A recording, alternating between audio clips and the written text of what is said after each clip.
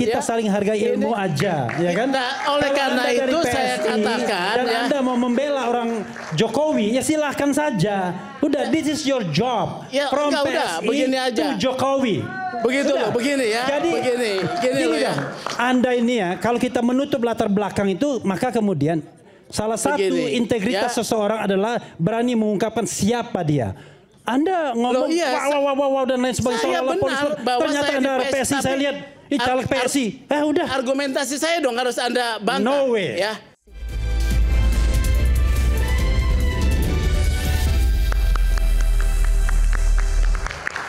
Baik, saya undang langsung dari Melbourne, Australia. Ini beda 4 jam, kurang lebih jam 12 malam nih. Profesor Denny Indrayana. Prof Denny, selamat malam. Selamat malam, Aiman. Jam 12 malam di sana ya? Jam 12 malam. Oke, luar biasa. Yang ingin saya tanyakan, sebentar saja mungkin. Prof Denny, kenapa Anda tiba-tiba masuk dalam pusaran arus kuat ini? Ya, Anda menjadi pengacara, bukan udah resmi ya? Tim kuasa hukum, pengacara atau apa ini? Tim kuasa hukum, Prof Surya dan kawan-kawan. Oke. Anda bisa jelaskan, Prof Denny, kenapa tiba-tiba Anda masuk ke dalam pusaran ini? Begini, ada alasan pribadi ya. Bagi saya tidak sulit untuk melihat karakter kriminalisasi dan intimidasi dari satu perkara pidana akhir-akhir ini. Baik. Saya sendiri mengalami itu. Hampir 11 tahun menjadi tersangka. Dan biasanya itu berkaitan dengan atau beririsan dengan advokasi berhadapan-hadapan dengan kekuasaan. Jadi ada panggilan pribadilah untuk kemudian mengadvokasi isu ini. Yang kedua, isu ini menurut saya sudah terlalu lama, sudah banyak memakan korban, sudah ada yang masuk penjara, dan saya ingin memberi perspektif yang berbeda kepada publik. Di samping persoalan isu hukum pidana yang pasti tidak bisa dikesampingkan, ada sisi hukum tata negara yang saya geluti, bagaimana politik hukum pemidanaan seharusnya juga tidak prosedural gitu. Jadi kalau kemudian kita hanya berkutat kepada pentersangkaan, penahanan, 2 alat bukti, itu seolah-olah kita melihat politik hukum pidana kita baik-baik saja. Padahal kalau terkait dengan kepolisian misalnya, hari ini kita dihadirkan dengan politik presiden yang membentuk tim percepatan reformasi kepolisian, yang dengan kasat mata, dengan terang benderang menunjukkan bahwa Presiden Republik Indonesia mengamini kerisauan publik, ada masalah dengan kepolisian kita. Logikanya adalah jika di kepolisian dari sisi lembaga kepresidenan saja ada masalah, bagaimana kita bisa meletakkan kasus ini hanya dari sisi pidana saja? Tidak cukup. Karena itu saya ingin menarik dia satu langkah lebih awal, bahwa memang ada persoalan yang lebih mendasar terkait dengan kasus ijazah, dugaan ijazah palsu Pak Jokowi ini. Bagaimana harusnya kita memasukkan juga perspektif hukum tata negara. Seharusnya kepolisian diberikan ruang yang seluas mungkin untuk independen. Seharusnya di luar proses pengadilan masih ada sisi non pemidanaan yang harus dikedepankan. Tadi ditanyakan, apakah proses ini harus melalui hakim, melalui persidangan? Tidak. Siapa mengatakan harus melalui hakim, melalui persidangan? Pak Jokowi bisa dengan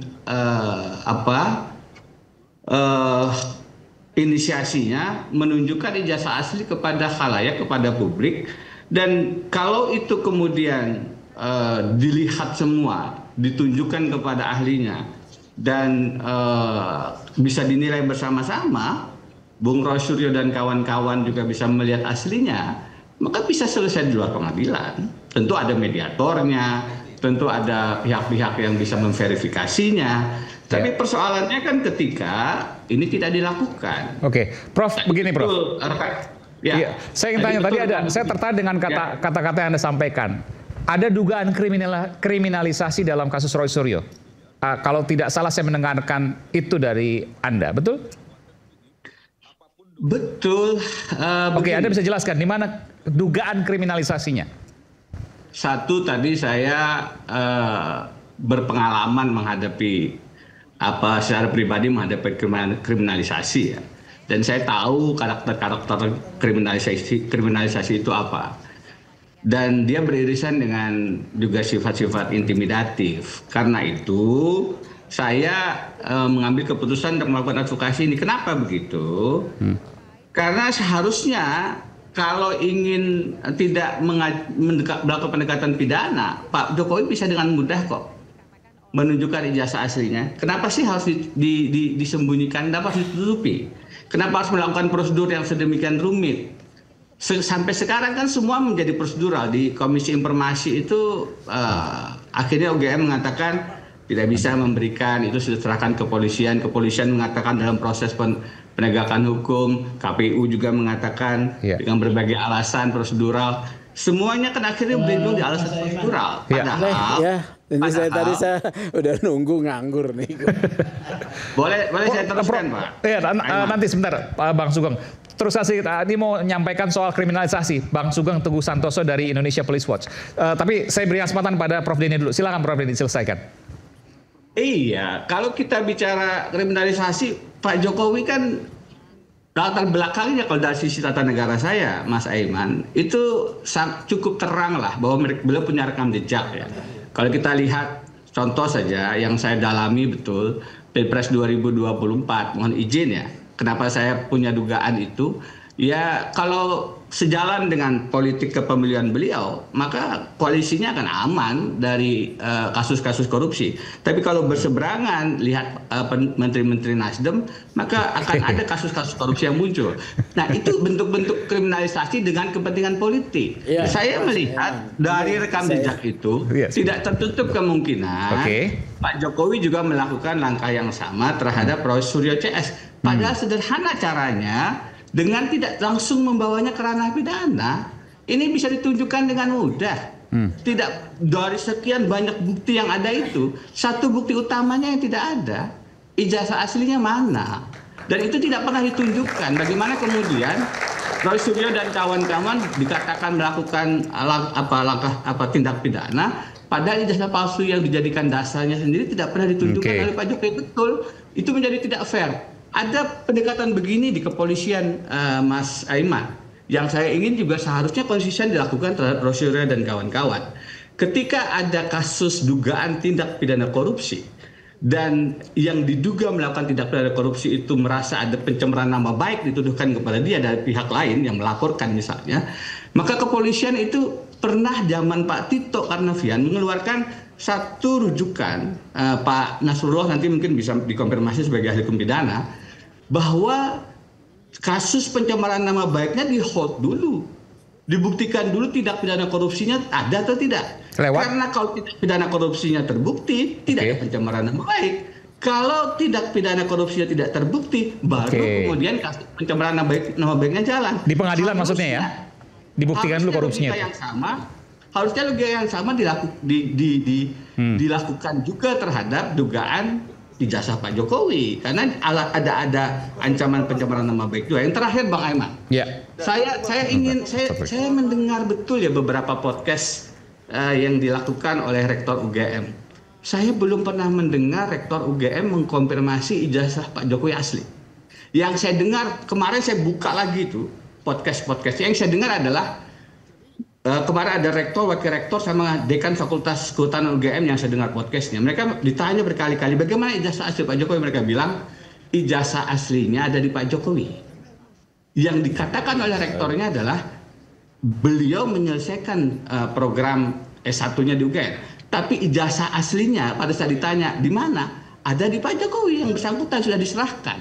Salahnya di mana itu, Pak Prof Denny? Salahnya adalah ketika kita menyimpulkan bahwa ijazah yang ada di Pak Jokowi asli, belum tentu. Padahal UGM nggak pernah ngomong itu. UGM tidak pernah mengatakan.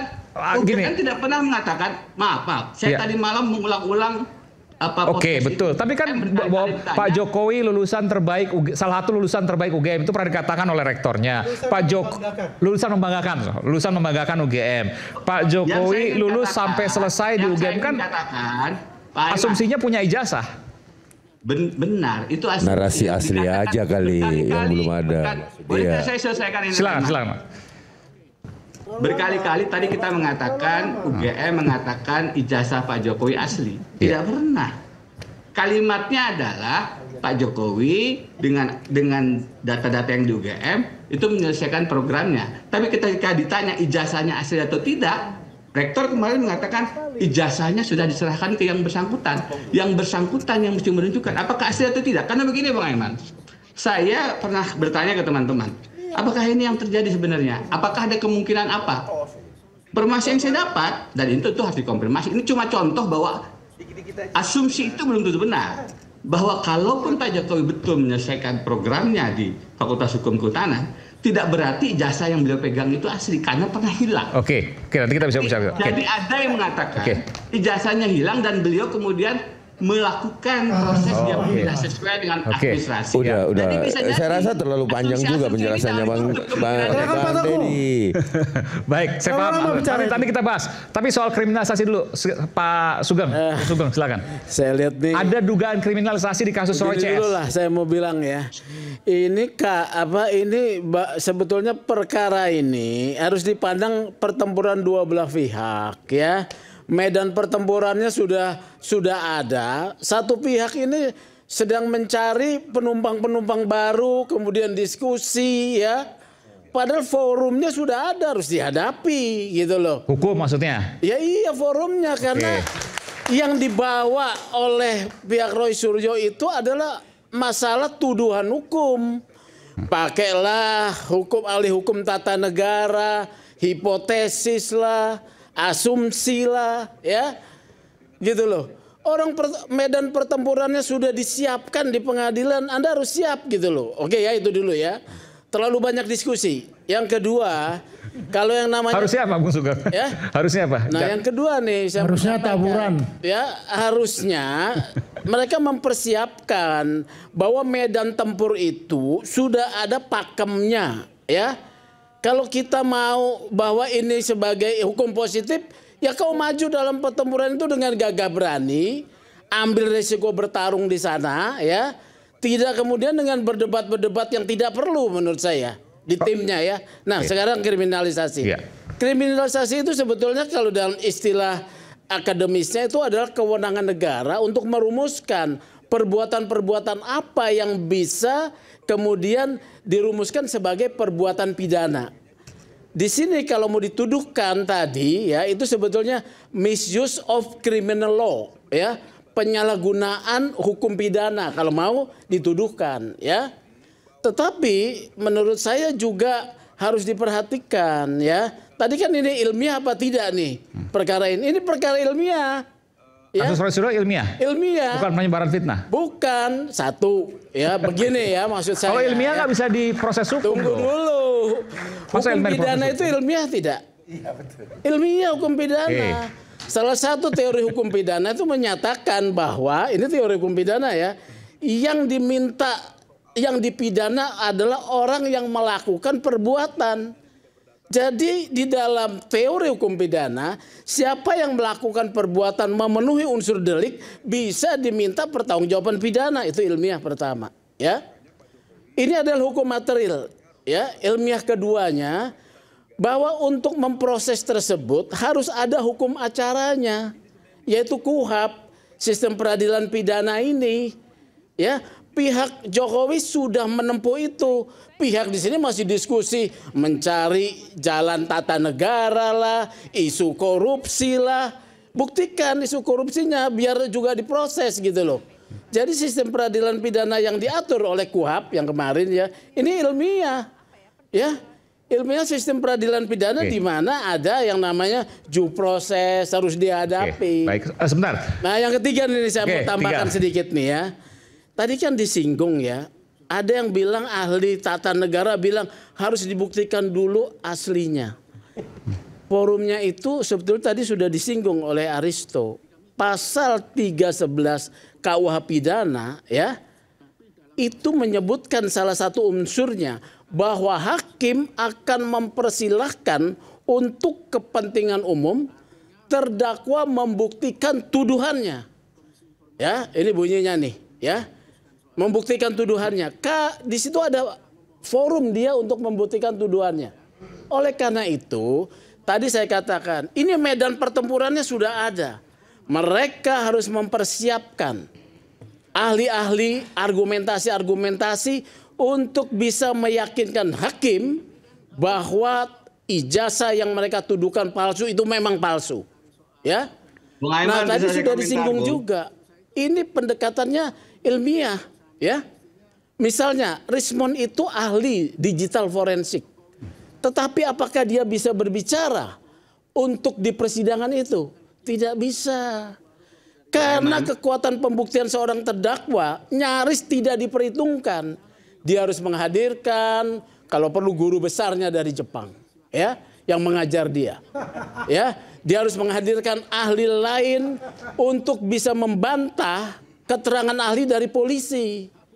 Ini harus dipikirkan, bukan ahli tata negara. Ya, bicara melambung-lambung ya, karena nanti di dalam pledoinya itu hanya menjadi opening statement. Mau 2000 halaman, hakim bilang bahwa segala hal yang disampaikan dalam pendahuluan telah dibaca dan tidak mengenai pokok perkara. Oke. Selesai. Boleh saya komentar? Silakan, Prof Denny, silakan. Prof Denny, biar jelas ya, Sugeng ini kan. Boleh saya bicara Bung Aiman? Silakan. Sugeng ini caleg PSI, jadi udah wajar aja dia ngomong gitu. Iya, itu berarti Nggak ada hubungannya Bang Kefli. Nggak ada hubungannya dong. Anda harus menyerang saya. Pendapat hukum dong. Argumentasi saya dong. Iya dong. Jangan diserang-serang. Anda harus menyerang argumentasi saya, ya.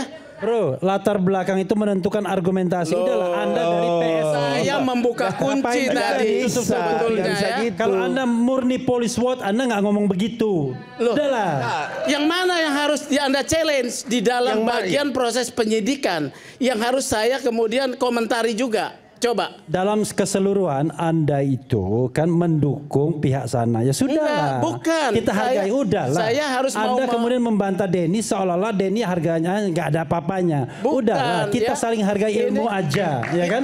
Oleh karena itu PSI, saya katakan dan Anda mau membela orang Jokowi, ya silahkan saja. Udah, this is your job. Ya, from PSI begini aja. to Jokowi. Begitu loh, begini ya. Jadi begini loh ya. Anda ini ya, kalau kita menutup latar belakang itu, maka kemudian salah satu integritas seseorang adalah berani mengungkapkan siapa dia. Anda ngomong wow dan lain sebagainya seolah-olah polisi. Ternyata Anda PSI, saya lihat caleg PSI. Udah. Argumentasi saya dong harus Anda bantah. No way. Ya. Gitu loh ya. Ya udah, ini haknya. Oke. Itu loh. Oke. Ke Prof Denny dulu. Karena tadi sampai itu hak politik saya. Hak politik saya untuk menyatakan. Hak politik Anda, karena itu saya hargai. Sebagai PSI Anda mendukung Jokowi. Sudah selesai kan?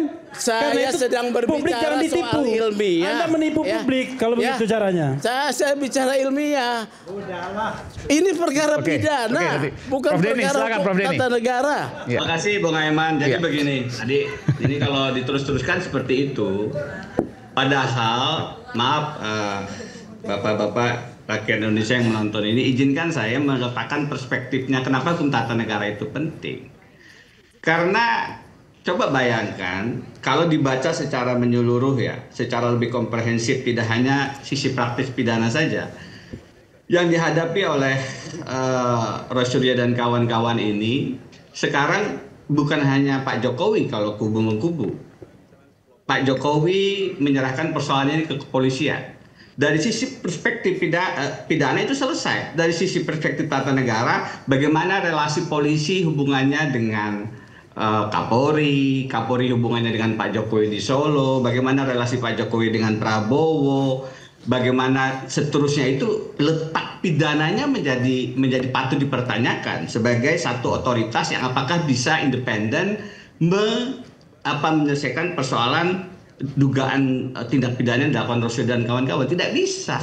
Kalau hanya dikatakan bawa ke pengadilan, nanti buktikan di pengadilan, itu adalah pengadilan yang betul-betul ideal, pengadilan pidana yang betul-betul berjarak, bisa menjaga jarak kepolisiannya dari Pak Jokowi. Apakah bisa Kapolri Roy Suryo yang punya hubungan personal dengan Pak Jokowi sejak di Solo menjaga jarak untuk memberikan ruang juga bagi Roy Suryo membela dirinya? Tadi betul teman terpidana dari yang mengatakan bahwa bagaimana bisa Roy Suryo untuk menilai ketika bukti ijazah aslinya saja tidak ditunjukkan kepada beliau. Jadi hal-hal semacam ini tidak bisa diletakkan hanya dari kacamata pidana. Memang harus dilihat dari kacamata yang lebih luas. Salah satunya adalah relasi kekuasaan tata negara antara kepolisian dengan Pak Jokowi, bahkan dengan Presiden Prabowo yang sedemikian dekat. Bagaimana bisa kita hanya meletakkan hukum pidana di tengah relasi yang tidak fair itu? Jadi menurut saya menjadi sangat penting kemudian untuk menghadirkan logika-logika semacam ini ke hadapan publik, bahwa logika pidana prosedural saja tidak menyelesaikan masalah. Karena itu seharusnya Pak Jokowi mengambil inisiatif sebagai negarawan menunjukkan ijazah aslinya, dan itu tidak kemudian menarik bangsa ini selama bertahun-tahun. Jadi Bang Denny, izin sebentar, saya tidak memotong Bang Denny ya. Saya cuma mau menyampaikan gini. Sebentar Bang Denny. Saya kemudian Bang Denny, kalau kita berbicara dalam perspektif bahwa kemudian harus Pak Jokowi yang legowo, memperlihatkan dan lain-lain. Pernah nggak sih kita memikirkan seorang Insinyur Joko Widodo, Presiden ke-7 itu sebagai korban fitnah saat ini? Bagaimana situasi kebatinan beliau, ya kan? Bagaimana keluarganya, ya kan? Ini kan kita hanya berpatok pada ini harus legowo, seolah-olah di bola balik nih.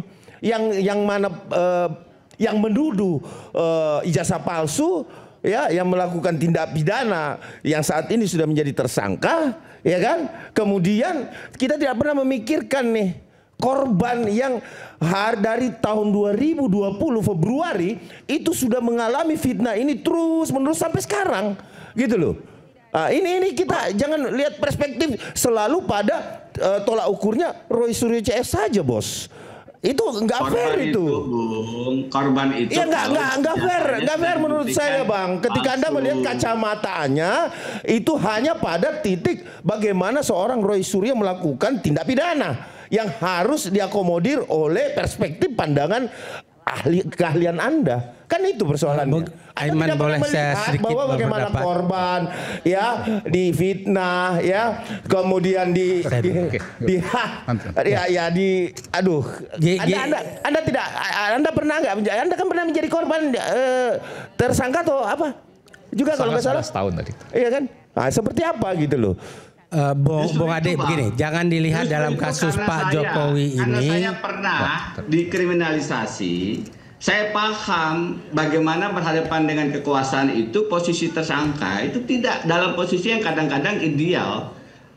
Aturan main, lapangan permainan itu tidak ideal bagi kita, apalagi berhadapan dengan kekuasaan, berhadapan dengan Pak Jokowi. Seharusnya Pak Jokowi sebagaimana Pak Arsul, tunjukkan saja ijazahnya, dan Pak Arsul dengan legowo bilang, saya tidak akan melaporkan pidana orang yang melaporkan ijazah saya. Kenapa seorang negarawan hakim konstitusi seperti Arsul bisa mengambil posisi itu? Kenapa Pak Jokowi yang presiden tidak bisa? Sehingga kita kemudian tidak ditarik pada persoalan yang terus berlarut. Pak Jokowi tunjukkan. Ya, jadi gini. Kalau kemudian ijazahnya betul-betul asli dengan cara verifikasi yang benar, tidak perlu masuk pidana. Mohon izin Bung Denny ya. Tidak perlu. Saya ingin menyampaikan begini. Jangan dilihat kasus Pak Jokowi ini hanya Pak Jokowi pribadi, Pak Jokowi dan keluarga yang sudah diobok-obok sedemikian rupa.